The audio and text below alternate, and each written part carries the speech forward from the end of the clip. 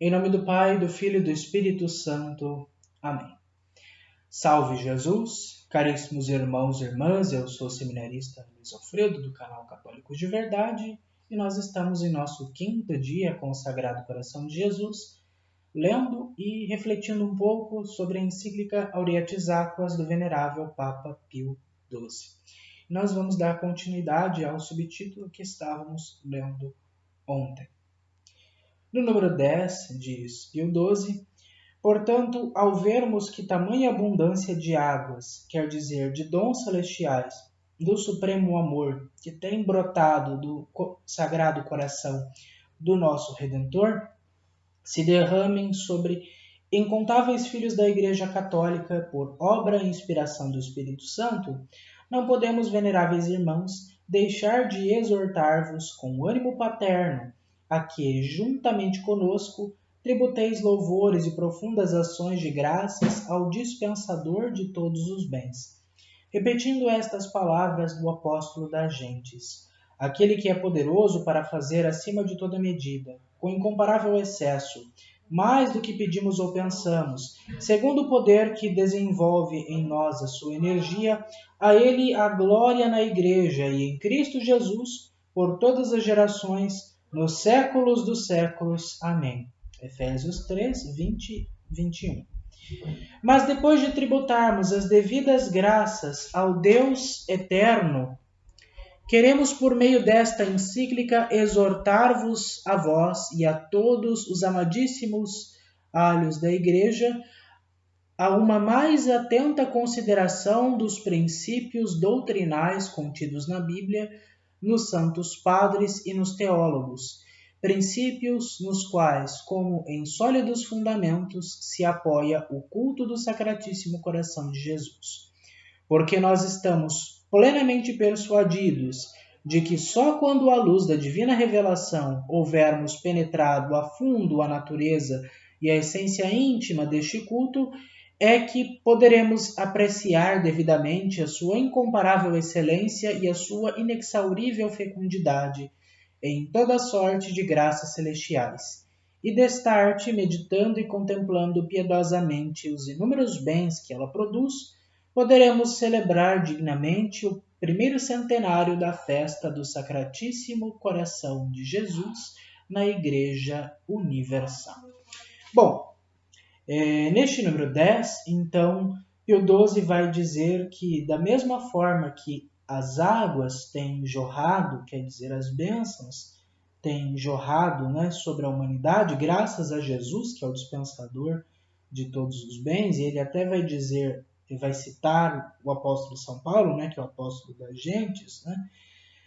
para dizer que ele, como Santo Padre, como Papa, como Sumo Pontífice, e os bispos, né, que são pais e pastores, devem tributar a glória a Deus e o louvor devido ao Sagrado Coração por tantos benefícios que têm vindo da parte dele e que esta devoção tem feito, pela misericórdia de Deus, produzir na Igreja. E para que esta devoção seja fomentada, seja expandida, seja melhor conhecida, compreendida e amada, é que o Santo Padre oferece, através desta encíclica Auriatis Aquas, considerações sobre a doutrina fundamentada na revelação divina, ou seja, na Bíblia e nos Santos Padres, e também, segundo a opinião dos teólogos, conceder fundamentos teológicos para a compreensão desta devoção do culto ao Sacratíssimo Coração de Jesus. Ele vai dizer, olha, só quando nós compreendermos isso à luz da revelação divina é que poderemos apreciar mais esta incomparável excelência e inexaurível fecundidade, né, que provém do Sagrado Coração de Jesus. Então, para além de cultivarmos uma mera apreciação ou simplesmente tradição, costume ou gosto, um afeto, vamos de fato ter uma atitude de devoção, de fé e com isso buscarmos entender melhor o culto ao Sagrado Coração de Jesus para que o nosso culto seja feito com o coração mais sincero, puro e honesto e consciente possível. Claro que o nosso culto não acrescenta nada a Deus, mas acrescenta a nós pela misericórdia de Deus. No número 11, assim continua o Papa Pio XII, com o fim, pois, de oferecer à mente dos fiéis o alimento de salutares reflexões, com as quais possam eles mais facilmente compreender a natureza deste culto, tirando dele frutos mais abundantes, deter-nos erros antes de tudo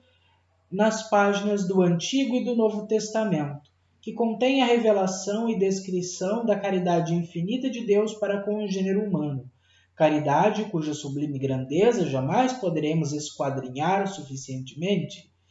Depois aduziremos o comentário sobre ela nos deixaram os padres e doutores da Igreja.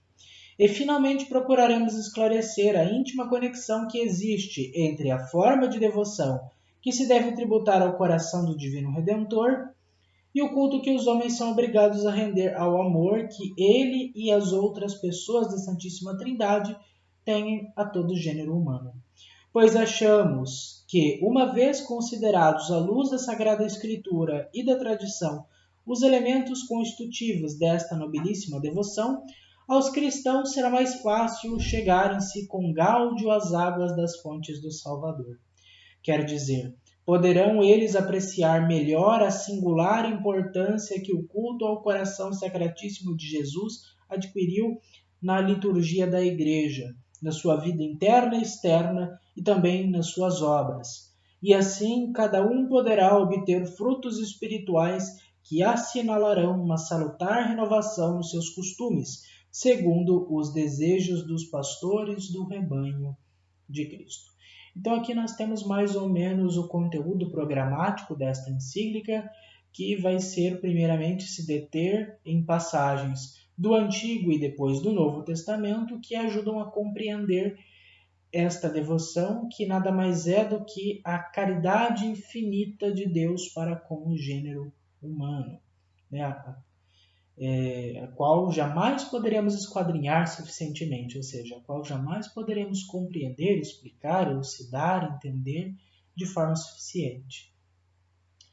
E depois da Escritura, nós passaremos para a tradição, através dos santos padres e dos santos doutores, entendermos aquilo que falam os padres dos primeiros séculos e doutores como Santo Tomás de Aquino, por exemplo. E depois do fundamento, desse fundamento da revelação, da Escritura, da tradição dos grandes teólogos, entender então a relação que ele chama de íntima conexão entre a devoção ao Sagrado Coração e o culto ao amor unitrino de Deus para conosco,